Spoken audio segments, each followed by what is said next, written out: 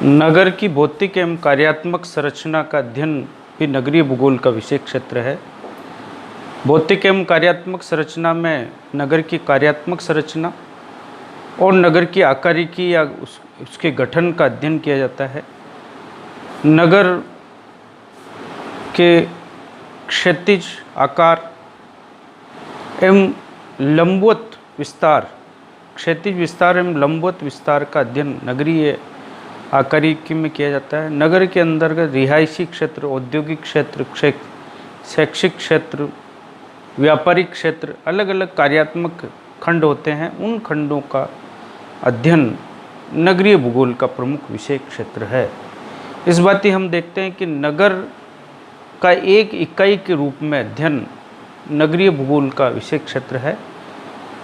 इकाई के रूप में अध्ययन में हमने नगर के बसाव स्थान, बसाव स्थिति, नगर की स्थिति, उसकी नाभीयता, नगर के आकार, नगर की जनसंख्या की संरचना, नगर के ऐतिहासिक विकास और नगर की भौतिक और कार्यात्मक संरचना का अध्ययन नगर को एक इकाई मानते हुए हम लोगों ने नगरीय भूगोल में किया जाता है।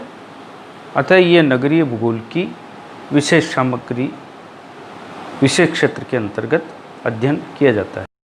नगर एवं उसके समीपवर्ती प्रदेशों का अध्ययन नगरीय भूगोल का महत्वपूर्ण विषय है। पूर्व अध्ययन में हमने नगर का एक इकाई के रूप में अध्ययन किया। नगरीय भूगोल में नगर एवं उसके समीपवर्ती प्रदेशों का भी अध्ययन किया जाता है, क्योंकि नगर का जो विकास है वो उसके समीपवर्ती प्रदेशों के ऊपर ही निर्भर है कि उसका जो प्रभाव क्षेत्र है उसमें कितने संसाधन है, नगर उस प्रभाव क्षेत्र के लिए कितने नगरीय कार्य संपादित करता है। दोनों के अंतर संबंध पर ही नगरीय भूगोल का विकास नगरीय भूगोल का प्रमुख विषय क्षेत्र है और नगर का विकास समीपवर्ती प्रदेशों के ऊपर अत्यधिक निर्भर करता है। अतः हम नगरीय भूगोल में इसका अध्ययन करते हैं। नगर और उसके समीपवर्ती प्रदेशों के अध्ययन के अंतर्गत नगर अपने जन्म के साथ ही साथ अपना विकास करता है और उसके विकास के लिए उसे अत्यधिक भूभाग की आवश्यकता होती है। उस भूभाग की प्राप्ति के लिए नगर अपने समीपवर्ती ग्रामीण क्षेत्रों तक अपना विस्तार कर लेता है। ग्रामीण क्षेत्र धीरे धीरे नगरीय कार्यों में संलग्न हो जाते हैं और अंत में जो है वो नगर का स्वरूप ले लेते हैं। समीपवर्ती गांवों की भूमि पर भी अनेक नगरीय कार्यों का धीरे धीरे विस्तार होता रहता है। नगरमाल की अवधारणा इसी तरह से हमारे सामने आई कि नगर से बाहर जाने वाली सड़कों, रेल मार्गों, जल मार्गों के सहारे ग्रामीण क्षेत्रों तक अनेक नगरीय कार्यों का जमाव हो जाता है। जिन नगरीय कार्यों के लिए अत्यधिक भूभाग की आवश्यकता होती है वे नगरीय कार्य नगर से बाहर की ओर जाने वाली सड़कों के सहारे उनकी स्थापना होती, जैसे औद्योगिक इकाई,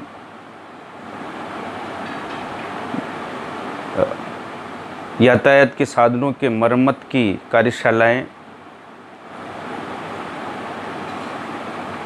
व्यापारिक बड़े बड़े व्यापारिक कॉम्प्लेक्स जिनके लिए हमें अत्यधिक भूमि की आवश्यकता होती है,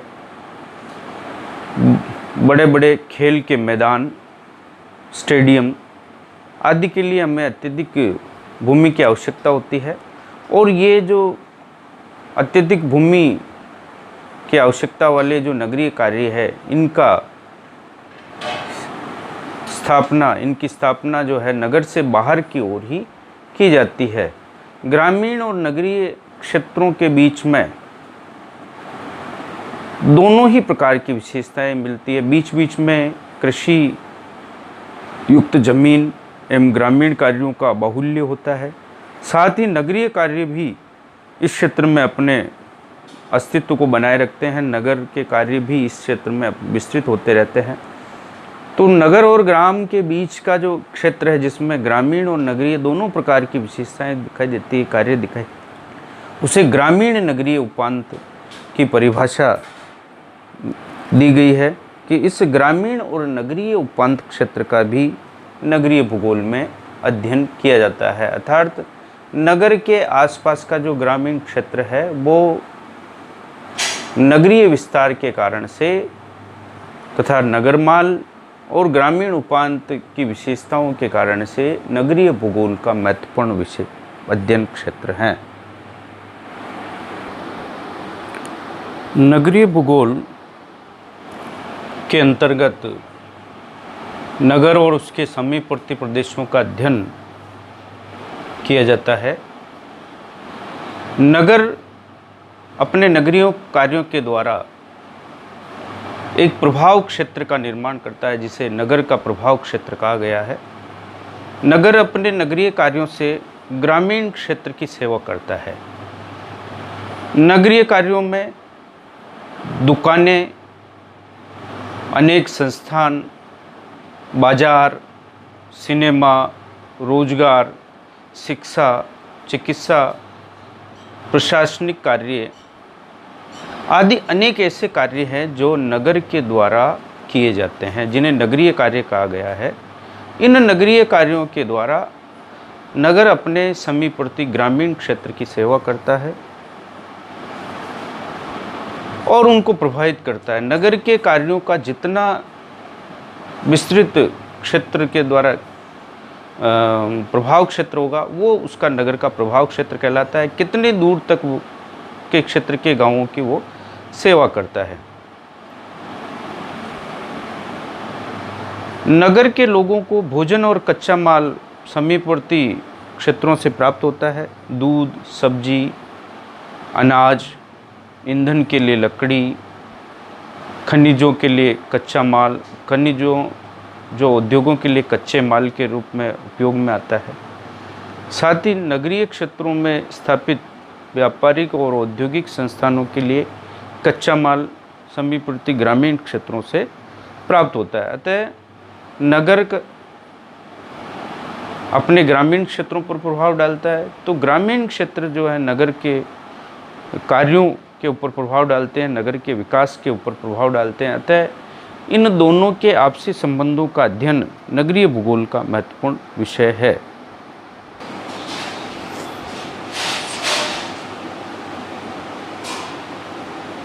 नगरीय भूगोल के विषय सामग्री के अध्ययन के संबंध में हम लोगों ने चर्चा की है। आगे नगरीय भूगोल के अंतर्गत ही नगर का अन्य नगरों के साथ तुलनात्मक अध्ययन भी नगरीय भूगोल की विशेष सामग्री है। नगर की उत्पत्ति कब हुई, उसका आकार कैसा है, नगर किन किन कार्यों को संपादित कर रहा है, नगर की आकारिकी कैसी है, इन सब तथ्यों का किसी दूसरे नगर के साथ तुलनात्मक अध्ययन किया जाता है कि अन्य नगर उत्पत्ति कैसे हुई, उसका आकार कैसा है, उसके कार्य कैसे हैं, उसकी आकारिकी कैसी है। एक नगर का दूसरे नगर के साथ तुलनात्मक अध्ययन होता है। तुलनात्मक अध्ययन के अंतर्गत हम देखते हैं कि नगरों को अलग अलग वर्गों में विभाजित किया गया। उनकी उत्पत्ति और आनुवंशिकता को ध्यान में रखते हुए नगरों को अलग अलग वर्गों में विभाजित किया जाता है। नगरों के वर्गीकरण में सर्वप्रथम ग्रिफिथ टेलर के वर्गीकरण को हम देखते हैं कि कालक्रम के अनुसार ग्रिफिथ टेलर ने नगरों को ऐतिहासिक आधार पर 5 वर्गों के अंतर्गत रखा। सबसे प्राचीन नगर विश्व में प्रागैतिहासिक नगर कहलाते हैं, जिसे हड़प्पा, मोहनजोदड़ो, मेसोपोटामिया की सभ्यता के नगर, चीन की सभ्यता के नगर, जो बहुत प्राचीन कालीन नगर है, उन्हें प्रागैतिहासिक कालीन नगर कहते हैं। ग्रीक नगर, रोमन नगर, मध्ययुगीन नगर और वर्तमान नगर के रूप में ऐतिहासिक कालक्रम के आधार पर ग्रिफिथ टेलर ने इन नगरों का वर्गीकरण किया है। और इन नगरों को हम जो है नगरों के विश्व में नगरों के विकास का ऐतिहासिक अध्ययन भी नगरीय भूगोल की विषय सामग्री के अंतर्गत आता है।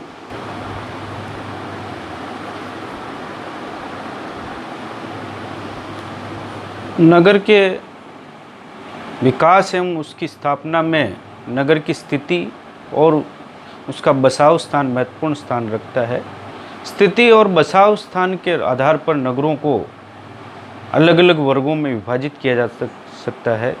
मैदानी नगर, मैदानों में जो नगर स्थित है, जैसे उत्तर प्रदेश, बिहार, पश्चिम बंगाल राज्यों में जो नगर है वो अधिकांशतः मैदानों में, मैदानी भागों में बसे हुए। पर्वतीय नगर, हिमालय पर्वतीय क्षेत्रों में विद्यमान है जो नगर है वो पर्वतीय नगर। नदियों के किनारे, अयोध्या है, काशी, वाराणसी जिसे कहा गया है, दिल्ली, मथुरा, ऐसे नगर हैं जो नगरों के किनारे या तट पर स्थित हैं। नदियों के किनारे एवं उस तट पर स्थित है। समुद्र के किनारे या तट पर स्थित नगर, बंदरगाह नगर भी बसाव स्थान और स्थिति के आधार पर वर्गीकृत नगरों के अंतर्गत आते हैं। पर्वतों की तलहटी में पर्वतपदीय भागों में जो नगर स्थित है वो पर्वतपदीय नगर कहलाते हैं। तो इस तरह से हम इन नगरों का वर्गीकरण करते हैं। इन नगरों के वर्गीकरण को नगरीय भूगोल के विशेष सामग्री के अंतर्गत अध्ययन किया जाता है। नगरीय भूगोल में इनको पढ़ा जाता है।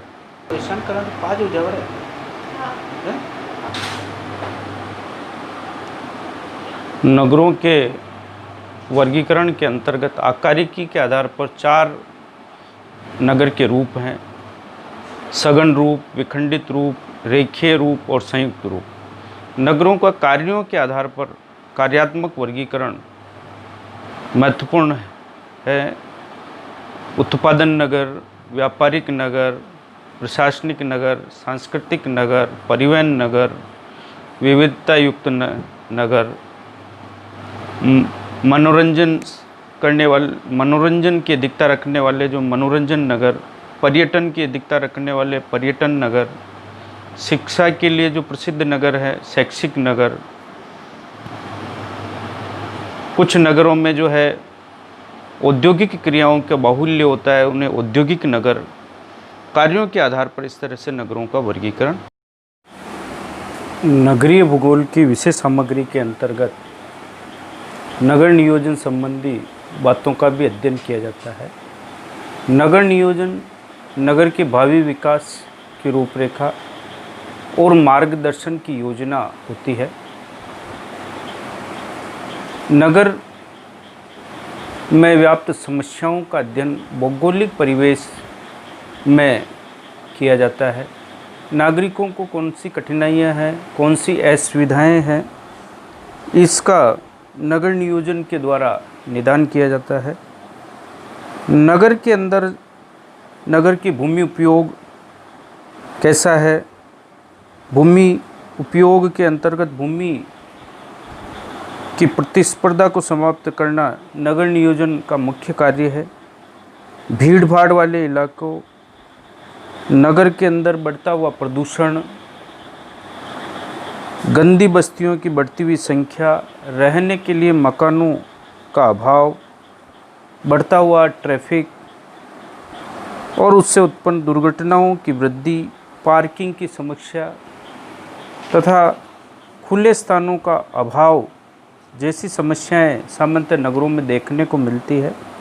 इन समस्याओं का निदान भूगोलवेत्ताओं के द्वारा किया जाता है और इस निदान की प्रक्रिया को नगर नियोजन कहा जाता है, जो नगरीय भूगोल के अध्ययन का एक मुख्य विषय क्षेत्र माना गया है।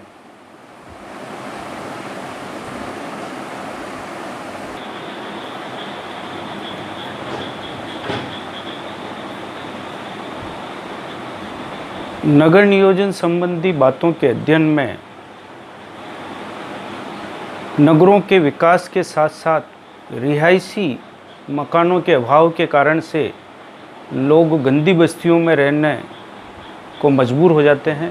धीरे धीरे नगर में कई गंदी बस्तियों का आविर्भाव होता है।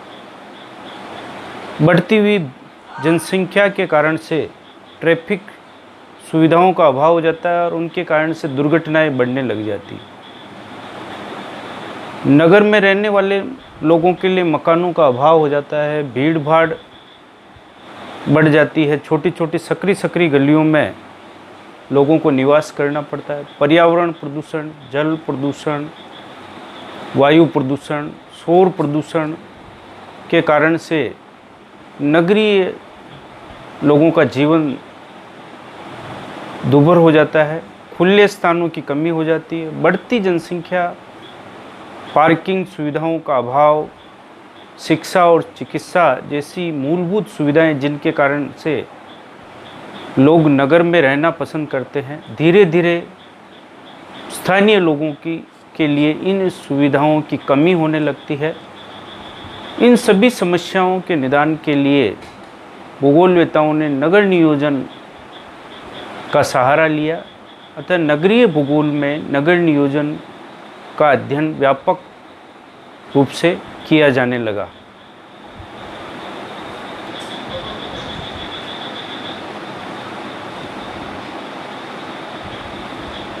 नगरीय भूगोल के अंतर्गत 4 समूहों में हमने नगरीय भूगोल की विषय सामग्री को विभाजित किया। नगर का एक इकाई के रूप में अध्ययन, नगर का अनगरीय प्रदेश से संबंध या आसपास के प्रदेशों से संबंध, नगर का अन्य नगरों से तुलनात्मक अध्ययन और नगर नियोजन संबंधी वर्णन नगरीय भूगोल के अंतर्गत किया जाता है।